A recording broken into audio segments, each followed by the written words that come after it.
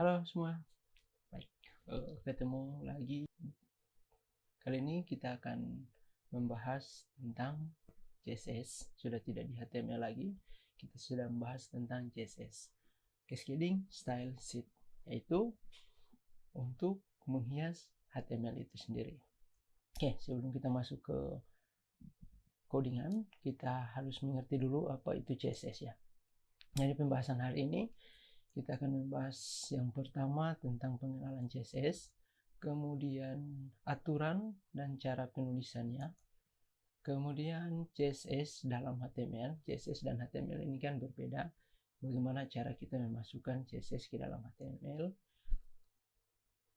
font styling,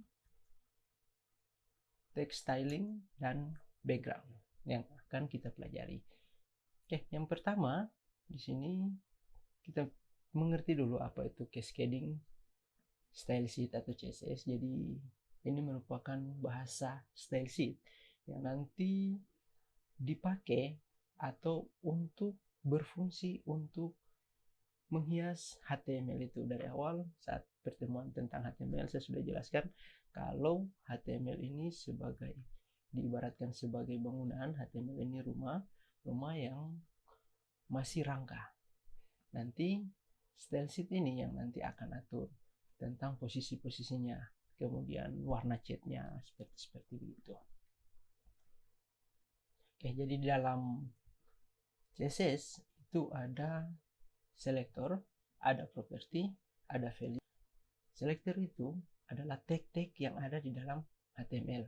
Contoh di sini saya ambilnya itu H1. Kemudian property itu nilai yang nanti akan kita rubah.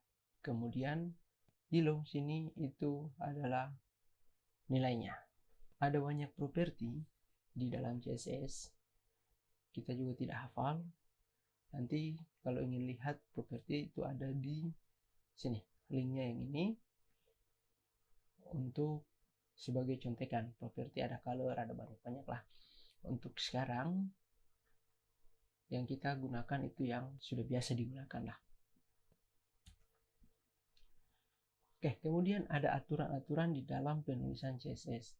Yang pertama, selector yang tadi H1 itu bisa juga lain, bisa P, pokoknya tag-tag HTML. Selector ditempatkan di awal. Tadi kan H1-nya di awal. Kemudian property dan value, color dan yellow tadi itu harus berada di dalam kurung kurawal. Setelah itu di antara property itu harus dipisahkan dengan tanda titik koma. Tadi propertinya cuma satu, cuman color ya. Nanti sebentar baru kita tambah-tambah. Itu harus pisahkan titik koma. Di antara property dan value itu harus ada titik 2. Kalau kata dalam property itu menggunakan 2 kata, seperti mungkin background color, background image, itu dipisahkan menggunakan tanda penghubung garis. Nah, untuk properti yang terakhir, kalau sudah dari dalam kurung kurawal terus yang paling terakhir itu bisa untuk tidak pakai tanda titik koma, tapi dianjurkan untuk selalu pakai aja, takutnya nanti ada penambahan. Kalau ada penambahan terus tidak ada titik komanya itu nanti error. Nah, seperti ini contohnya. Nah, di sini juga ada tambahan, kalau seandainya kita ingin suatu style itu digunakan di beberapa tag HTML, itu kita bisa memisahkannya dengan tanda koma. Contohnya di sini kita ingin menggunakan satu style, color, font family, text decoration, itu digunakan sama H1 dan H2, itu kita bisa pisahkan dengan tanda koma seperti ini. Nah, aturan yang tadi kalau harus menggunakan kurung kurawal, ini ada kurung kurawal di sini untuk memulai tagnya, kemudian ada dipisahkan antara properti dan value-nya, ini dipisah dengan titik 2. Untuk properti selanjutnya itu pakai titik koma. Ini. Kemudian kalau pakai 2 kata itu dipisahkan pakai garis ini. Selanjutnya kalau di terakhir tidak pakai titik koma tidak apa-apa seperti ini. Ini jalan. Nah, kemudian kalau CSS dan HTML itu berbeda, itu ada cara untuk menghubungkan mereka berdua atau cara untuk menggabungkan antara CSS dan HTML. Ada 3 cara. Cara yang pertama itu menggunakan metode inline, yaitu metode yang langsung ke dalam tag HTML-nya. Jadi H1, kemudian kita taruh style. Kemudian ada metode style internal di dalam HTML. Jadi dia masih di dalam satu file HTML, tetapi tidak di dalam tag-nya. Nanti sebentar kita praktikkan. Kemudian yang ketiga yang paling sering sekali dipakai, saya juga sering memakai ini menggunakan 2 atau lebih dari satu file, yaitu ada file HTML dan file CSS-nya itu dipisah. Nanti tinggal dipanggil. Bagaimana caranya? Kita langsung praktek aja. Mari kita buka. Oke, di sini saya sudah punya folder yang kemarin. Saya tambah aja folder di sini. Saya tambah di CSS. Oke, folder CSS. Kemudian saya buat satu file namanya latihan 1.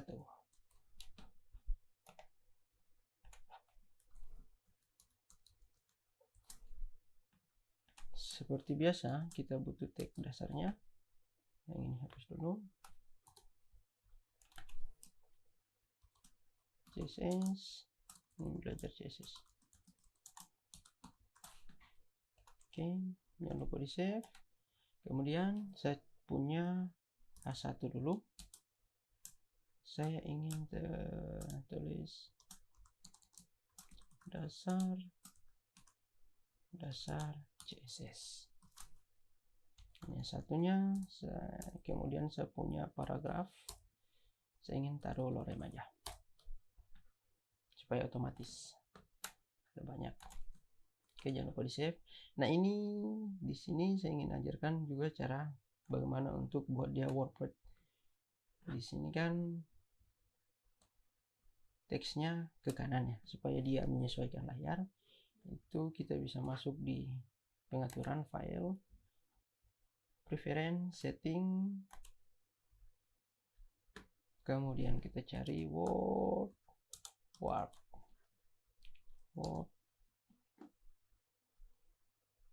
Ini warp. Ini kan off, dikasih on aja. Ya, sudah.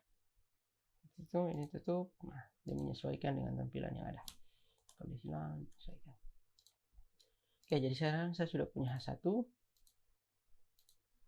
dan paragraf 1. Coba kita tampilkan di browse. Saya langsung copy dari sini, copy paste. Saya buka browse-nya, pasti di sini aja. Kalau kalian mau buka dari folder terus klik 2 kali, tidak jadi masalah. Ini saya pakai cara cepatnya. Nah, jadi saya sudah punya H1 dan paragraf di sini. Cara agar saya menghias paragrafnya menggunakan style sheet atau CSS inline, yaitu dengan cara menambahkan style di dalam tag-nya. Kita tinggal tambahkan contohnya seperti ini. Style sama dengan kemudian propertinya. Jadi saya ingin rubah dia jadi warna merah. Save, kemudian kita lihat di sini refresh, dia jadi warna merah.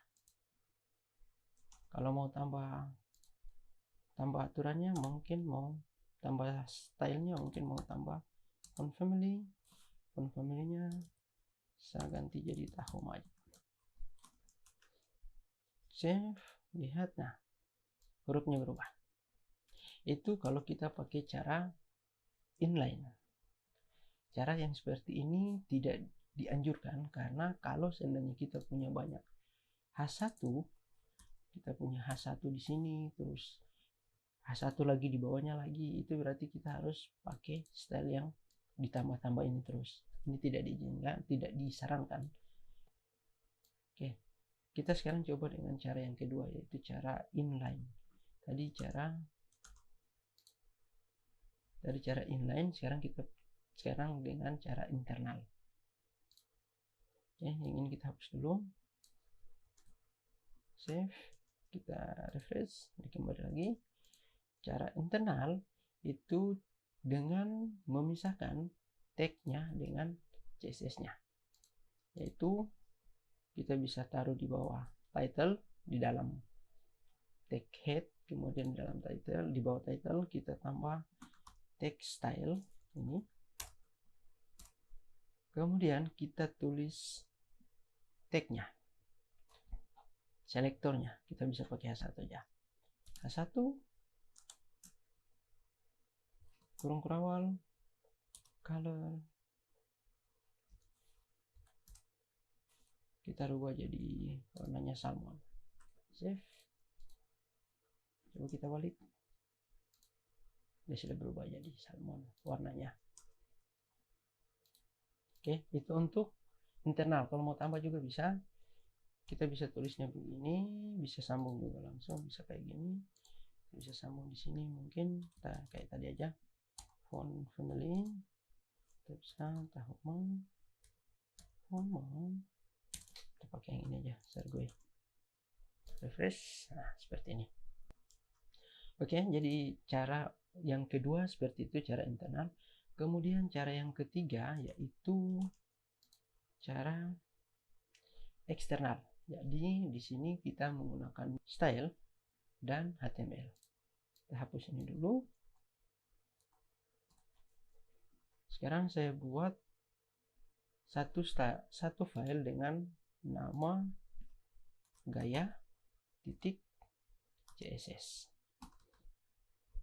Untuk membuat file dengan bahasa CSS, kita harus menggunakan extension CSS. Oke, kita punya di sini gaya, sama seperti tadi, kita buat selektornya dulu H1. Saya ingin merubah H1, berubah warnanya menjadi biru. Kita save, coba kita lihat, tidak terjadi apa-apa karena kita belum menghubungkan file yang ini dengan file yang ini. Jadi cara menghubungkannya itu kita tinggal memanggil filenya, sama seperti cara kita menggunakan link. Untuk menyambungkan CSS itu kita harus menggunakan link, enter, sudah ada style sheet-nya sini, real style sheet, kemudian alamatnya di mana, href-nya di mana. Karena di sini kan saya sudah punya gaya.css, jadi kita tinggal tulis saja gaya.css. Di sini sama seperti link atau anchor. Kalau seandainya gayanya atau filenya ada di dalam folder, berarti kita tulis dulu nama foldernya, garis miring, atau kalau macam dia ada di atas foldernya, berarti kita tambah titik-titik, sama seperti link. Oke, saya save, coba kita lihat, refresh lagi, nah dia sudah berubah. Oke, jadi itu 3 cara untuk menghubungkan style CSS ini ke dalam HTML.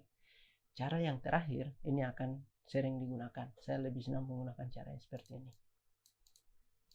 Cara yang seperti ini juga bisa membuat satu file CSS ini digunakan oleh banyak file HTML. Jadi caranya kan tinggal dipanggil lagi. Kalau macam mau buat satu file HTML lagi latihan 2 menggunakan style yang seperti ini, tinggal dipanggil aja link rel gaya CSS. Udah, itu berarti sama seperti latihan 1 H1-nya. Selanjutnya kita akan membahas tentang font. Font itu punya beberapa model. Yang pertama adalah font family. Tadi kita sudah sempat coba ya, font family itu menggunakan font name, kemudian generic family-nya. Maksudnya apa? Coba kita tes dulu. Sama seperti di sini. Kita sudah punya color, ini hapus dulu. Sekarang saya buat H1 menjadi font family-nya, saya rubah menjadi ta, atau kita pakai Korean user-nya. Oke, dan yang terakhir itu sans serif. Kita pakai ini, kita lihat perubahannya, refresh. Ini sudah berubah, tulisannya sudah berubah, hurufnya sudah berubah, atau kita sudah berubah yang bagian bawah ini. Yang di bagian bawah ini kan P ya, berarti kita tinggal tambah satu selektor di sini untuk P. Font family kita mungkin pakai monoscape, kemudian sans saja.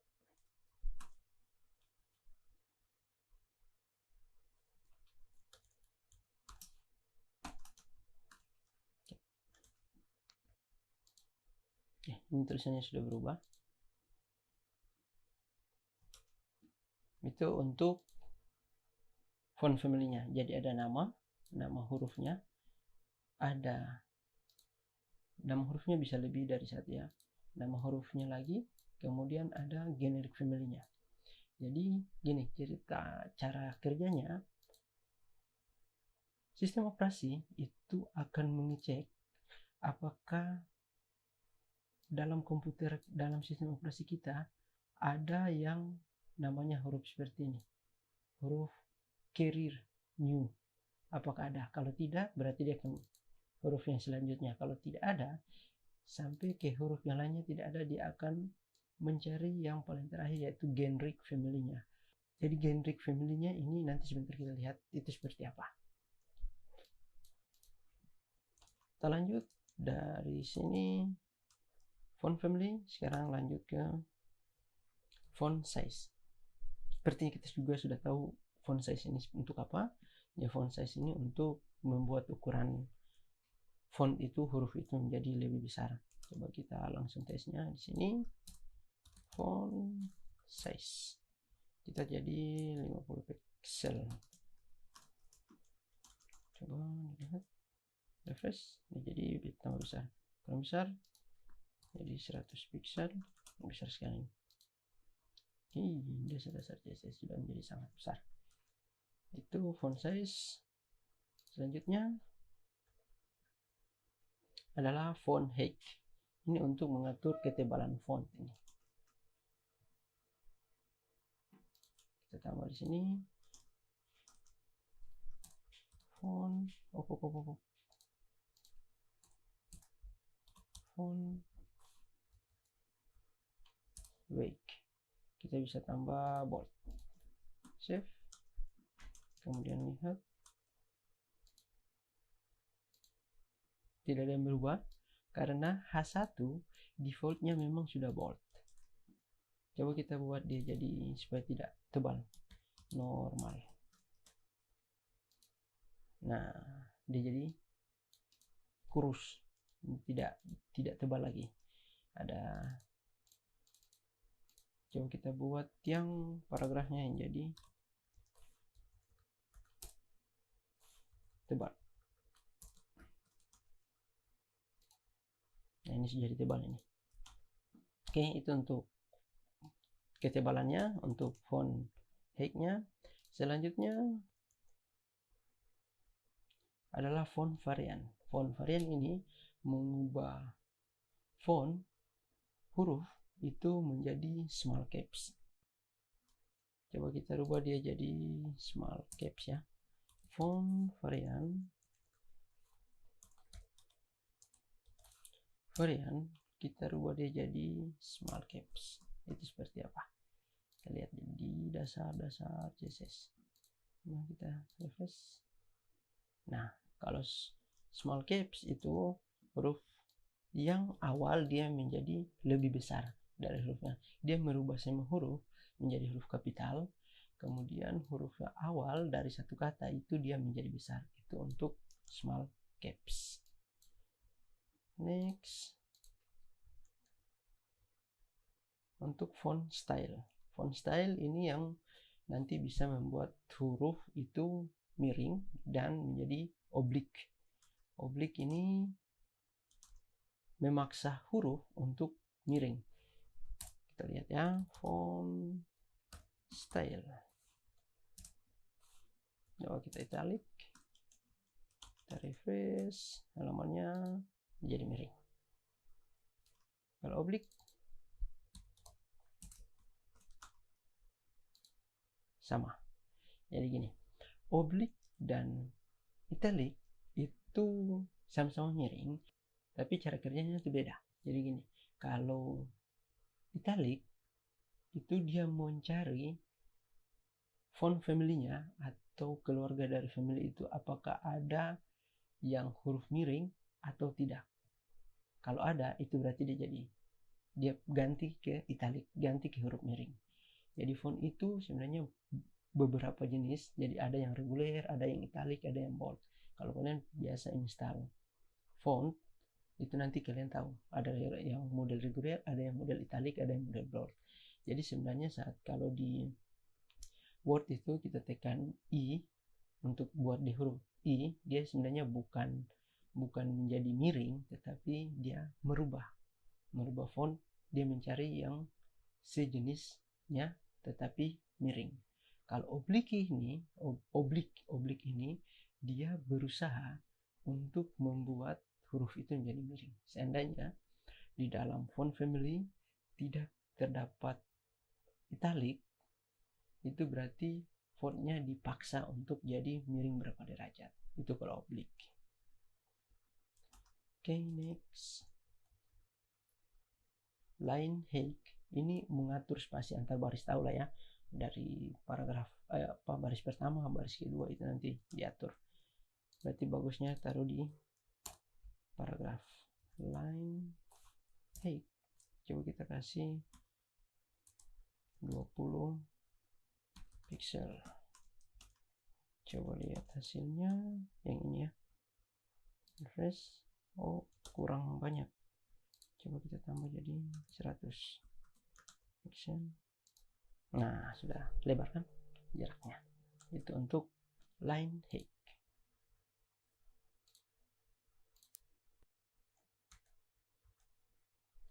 Nah, di sini ada penjelasannya. Jadi yang untuk font family tadi itu yang awal dicari font name-nya, kemudian sans serif itu generic family-nya. Maksudnya generic family itu yang seperti ini.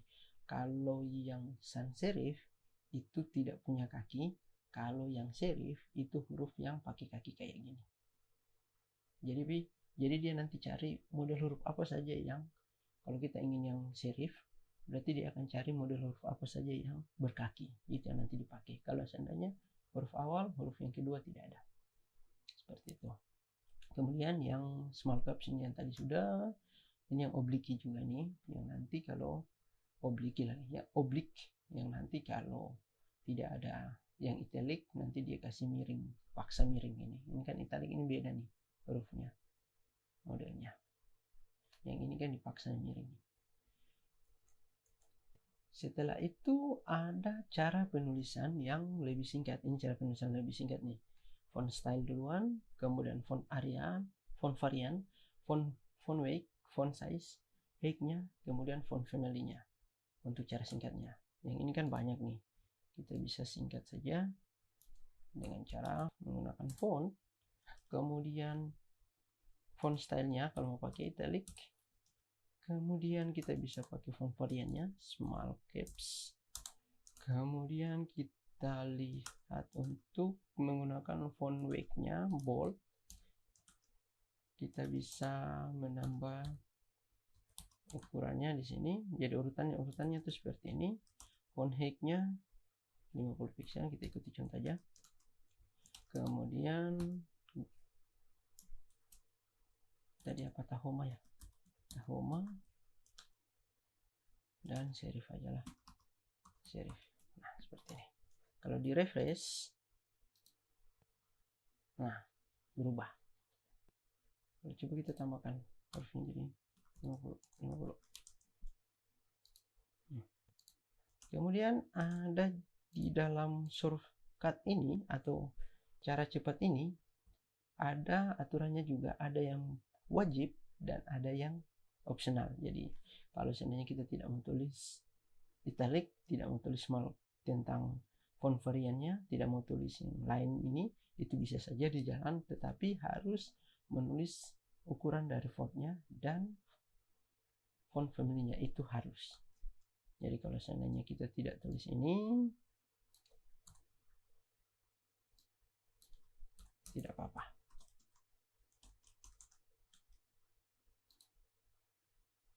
Dia tetap jalan. Tapi seandainya kalau ini tidak ada, dia akan kembali ke model defaultnya. Jadi ini harus.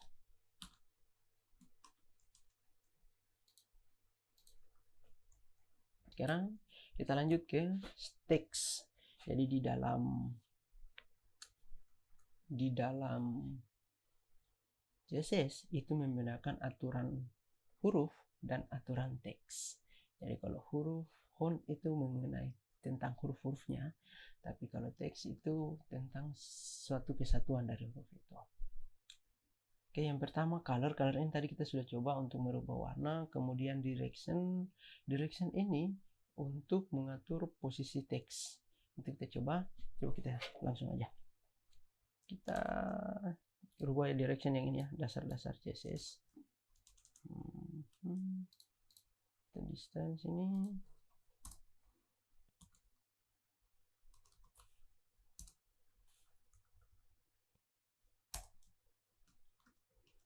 sudah ada teks, direction menentukan posisi teks ini LTR. Kita lihat ini apa yang terjadi. Dia masih tetap sini. Coba yang satunya boleh RTL. Dia pindah ke kanan. RTL itu artinya right to left. Kalau yang tadi LTR itu berarti left to right, berarti dari kiri ke kanan. Itu untuk posisi dari teksnya. Coba mungkin yang ini kali ya, yang bagusnya. Ini sama seperti teks alignment.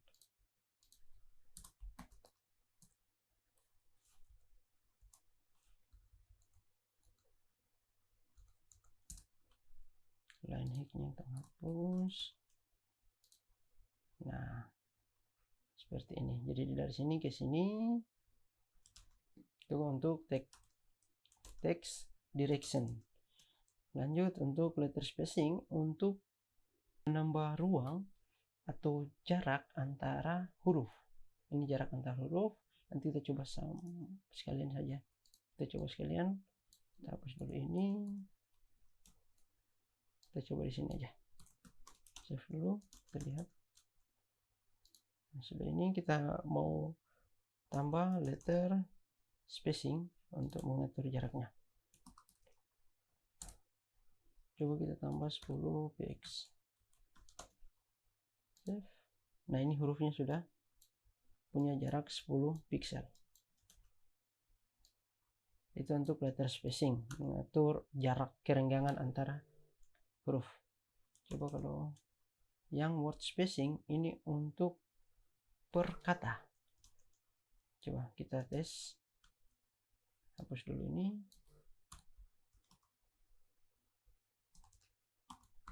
Word spacing kita pakai 20 px.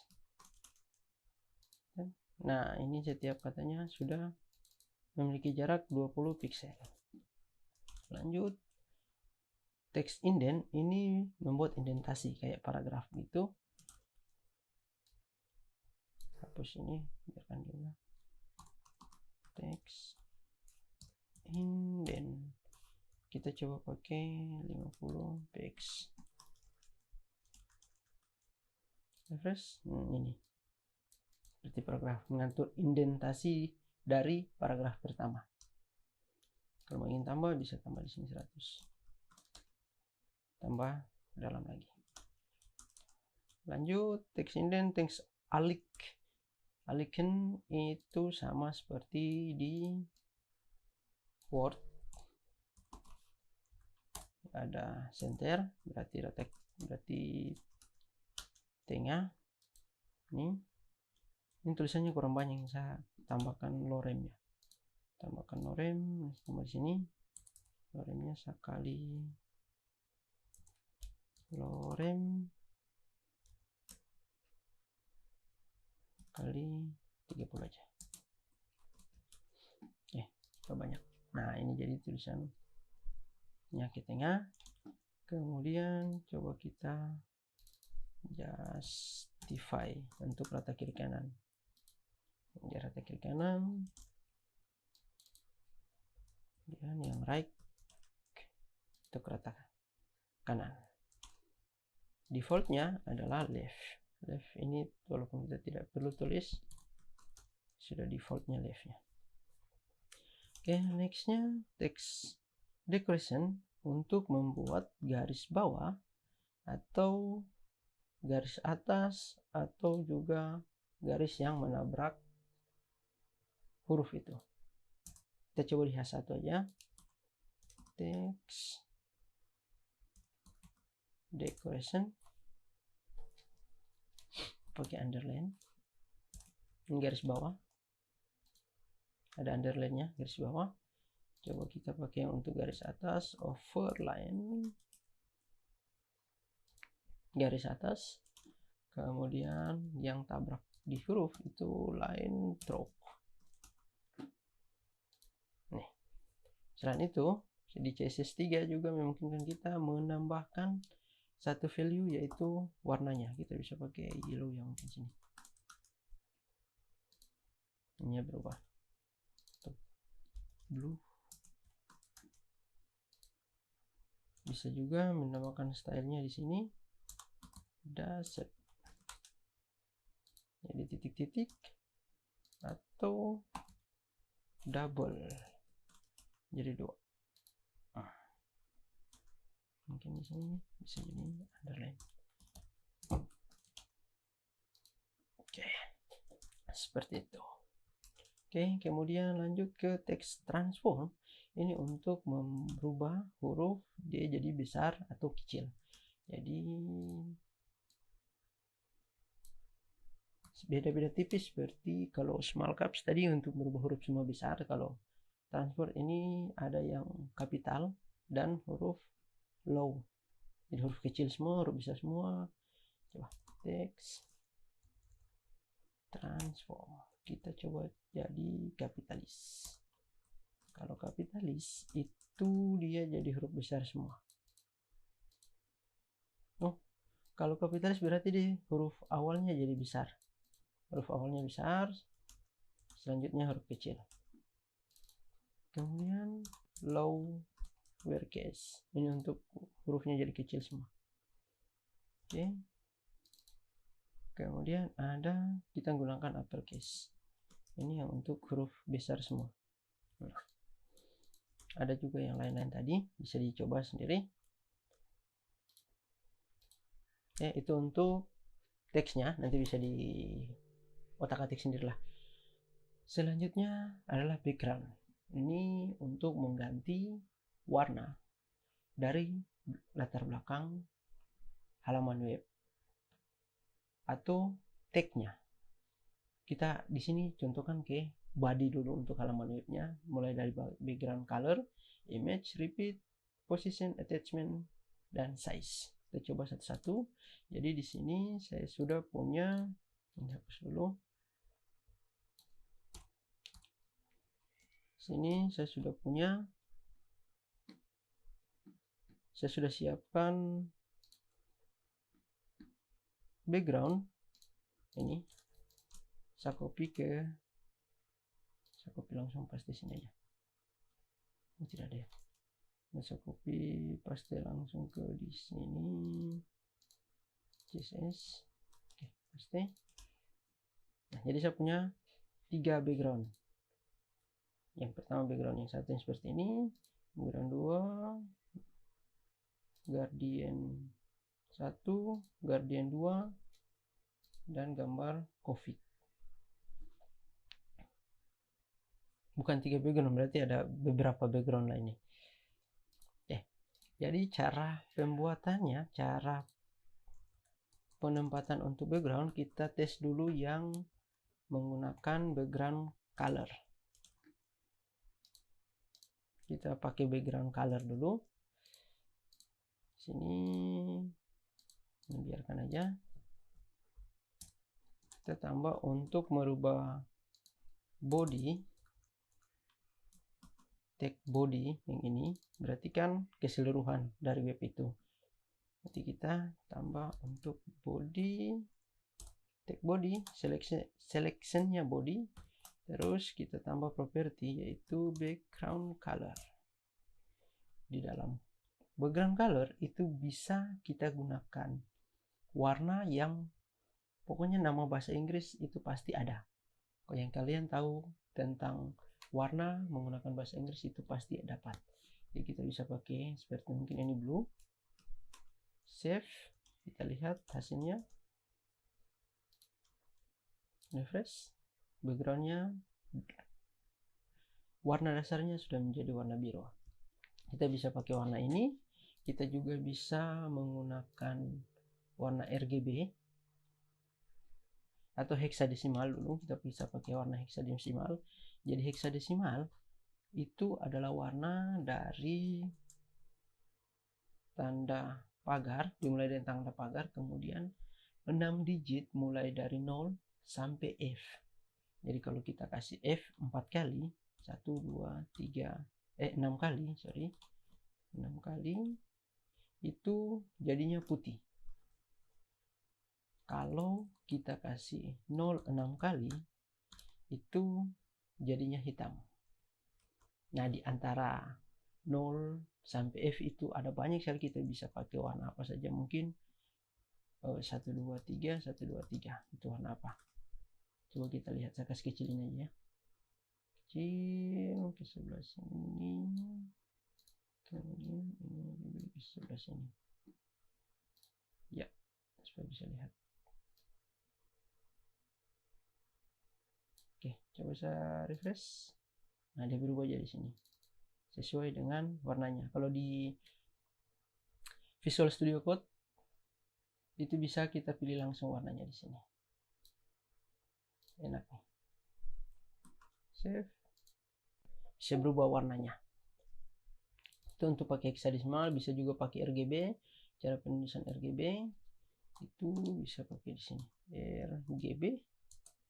Kemudian campuran R-nya itu berapa, green-nya berapa, blue-nya itu berapa. Kita bisa langsung di sini. Ada color picker, kita bisa coba dalam sini. Jadi R-nya di sini. RGB-nya kita bisa copy langsung dari sini. Kalau seandainya mau pilih warna yang ini, kalau pakai RGB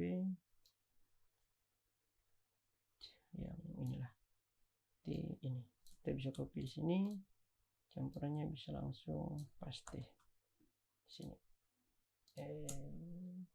Tak, save, coba kita refresh. Nah, seperti itu. Ada beberapa juga yang HVS, apa ya tadi, CMYK, HSV, campuran-campuran warna itu bisa kalian pakai. Jadi kalau seandainya kalian menemukan CSS yang colornya itu bukan RGB, hexadecimal atau nama, mungkin mereka pakai yang ini. Oke, HSL, CMYK, HSV. Oke, itu untuk yang background color. Lanjut, ingin menampilkan background yang BG1. Oke, dalam sini. Jadi saya tinggal ambil, saya tinggal menggunakan background image, kemudian menggunakan URL.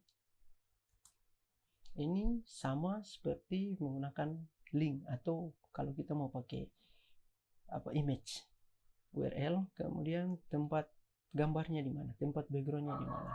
Karena ini di sini, kita tinggal taruh saja bg1.jpg. Save, refresh.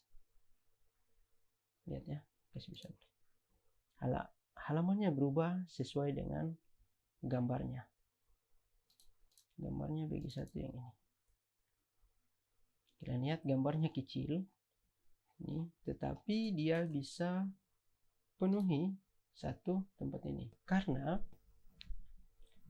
secara default CSS itu mengulang backgroundnya, mengulang dari sumbu X ke dari sumbu X dan mengulang dari sumbu Y. Jadi dari atas ke bawah dia mengulang, dari kiri ke kanan dia mengulang. Itu menggunakan yang namanya repeat, background repeat. Jadi kalau kita tidak ingin dia mengulang, kita bisa pakai no repeat. Di sini kita bisa pakai dulu background repeat, kemudian kita pakai no repeat. Coba refresh. Nah, ini cuman sebatas kecil yang ini saja. Kalau kita ingin dia ngulang ke kanan, kita bisa pakai rubah no repeat ini menjadi repeat X. Dia mengulang dari sumbu X. Kalau ingin dia mengulang dari atas ke bawah, itu berarti mengulang ke sumbu Y.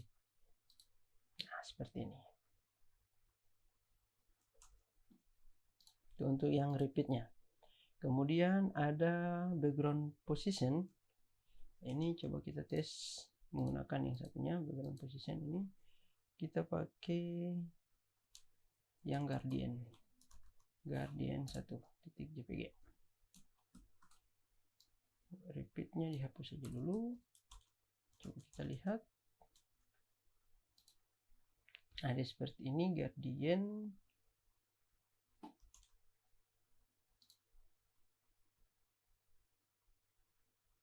position. Kalau position ini kurang pas ya. Kita loncat dari position, kita langsung ke add size dulu background size. Jadi di sini kan backgroundnya kecil nih. Memang dari sumbernya background guardian 1 ini kecil. Kita lihat propertinya. Ini cuman 100 kali 59 pixel, jadinya kecil. Nah, untuk supaya dia bisa memenuhi tempat ini, dia bisa jadi besar, itu kita bisa menggunakan yang namanya background size. Background size kita bisa pakai yang cover. Ini kalau yang cover itu berarti dia menutup semua area, memenuhi semua area. Coba kita refresh. Nah, yang sebelumnya dia, saya kasih komentar dulu.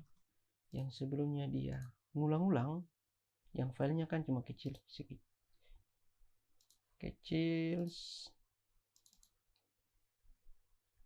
Ini ya, filenya kecil sekecil ini, jadi dia ngulang-ulang, di repeat dari sumbu X ke Y. Kalau kita pakai background cover, itu otomatis dia menjadi 100% menutupi. Oke, untuk background cover, sekarang kita ke background attachment. Background attachment ini kita coba pakai yang satunya lagi dulu, supaya terpakai nih. Pakai COVID-nya, nomor COVID PNG. COVID-19.png. Oke, save. Background size nya kita hapus dulu. Kita save dulu, refresh dulu. Nah, dia kan mengulang juga sama seperti yang tadi.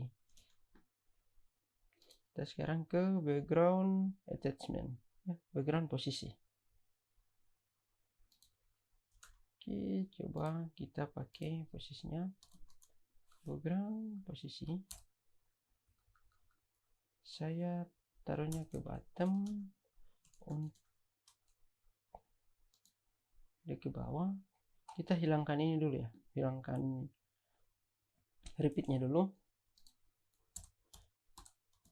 Background repeat, no repeat, supaya satu aja.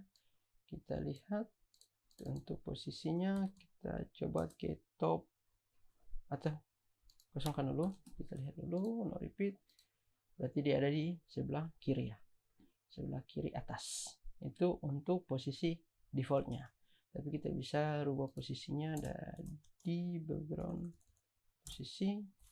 bisa jadi kanan atas, top right. Ya dari sini kalau mau kasih ke tengah kita bisa pakai top center.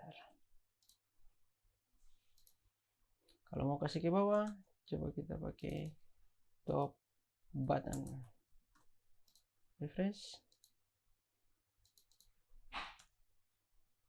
Dia tidak ke bawah, tapi dia di sini aja. Untuk supaya dia ke tengah, center button. Jadi tengah tapi harus ke bawah. Coba. Nah, dia malahan ke sini. Dia bukan di bawah. Kenapa? Dia bukan di bawah sini. Itu karena konten kita itu cuman sedikit ini. Jadi dianggap yang paling bawah itu ada di sini. Karena sifat default dari body itu dia otomatis membesar atau dia resize-nya mengikuti konten yang ada. Itu dari bodinya. Jadi coba sekarang kita tambah ininya. Tambah kontennya, lorem. Kita tambah lorem sini supaya tambah banyak. Lorem kali 100 lah supaya banyak ke bawah. Oke. Nah, dia ada di paling bawah sekali. Oke, kemudian kita coba untuk taruh dia di left button, kiri bawah. Nah, ini kontennya di bawah sini. Yaitu untuk background position. Kemudian lanjutnya ke background attachment. Background attachment. Ini background attachment ini memungkinkan untuk posisi dari satu background itu dia tidak mengikuti konten. Jadi dia tidak mengikut untuk mau ke bawah. Dia tetap di situ saja. Coba kita lihat ya. Ini posisinya fixed. Bisa juga scroll sini. Kita coba pakai yang fixed dulu. Terus kita lihat perbedaannya. Refresh dia di sini, button di bawah sini. Coba kita naik. Jadi dia tetap posisinya fix, tetap di situ, tidak berpindah walaupun di scroll. Oke, kalau kita rubah dengan scroll, refresh. Nah, ini seperti tadi nih defaultnya. Tuh, jadi kalau kita mau kasih tambah sini top,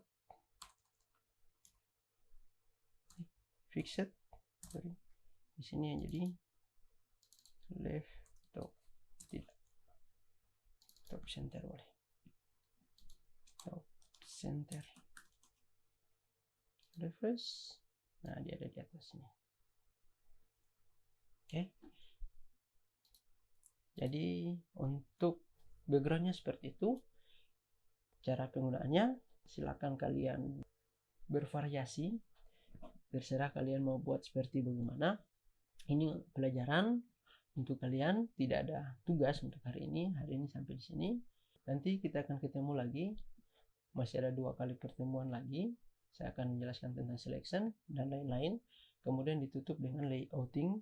Itu yang nanti akan ada tugas untuk pengganti UTS. Jadi saya harap kalian memperhatikan dari awal, dari HTML sampai di CSS yang sekarang ini. Karena yang terakhir itu tugas UTS-nya itu kalian buat web yang nanti sudah ada HTML dan CSS-nya. Dan saya akan kasih contoh juga web yang saya buat sendiri. Oke, kalau begitu sampai di sini. Terima kasih.